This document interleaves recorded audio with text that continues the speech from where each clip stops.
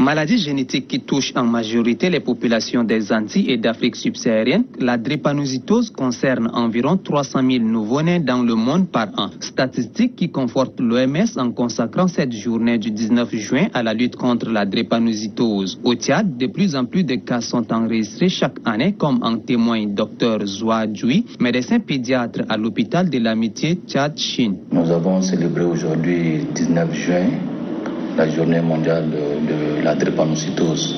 C'est une maladie héréditaire du globule rouge. La drépanocytose prend de l'ampleur et touche toutes les couches sociales.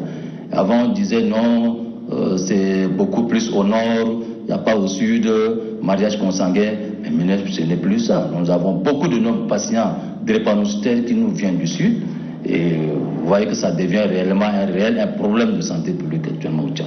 Les drépanocytaires, pour leur part, nous expliquent leurs difficultés quotidiennes, notamment la limitation à faire des activités physiques ou sportives. Ils soulignent néanmoins suivre les cours normalement et reçoivent des soins grâce au personnel de l'hôpital. Pour Dr Zoua, la drépanocytose n'est pas une fatalité. La drépanocytose, ce n'est pas une fatalité.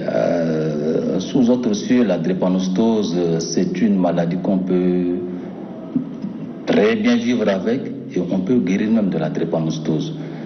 La drépanocytose ne doit pas constituer un sujet de stigmatisation chez nous ici au Tchad. Malheureusement, lorsque vous avez la drépanocytose, les gens pensent que c'est la fin du monde ou c'est comme d'autres maladies. Si sous d'autres cieux, la lutte contre la drépanocytose constitue une priorité, au Tchad, malgré l'existence du centre, les mesures d'accompagnement ne suivent pas.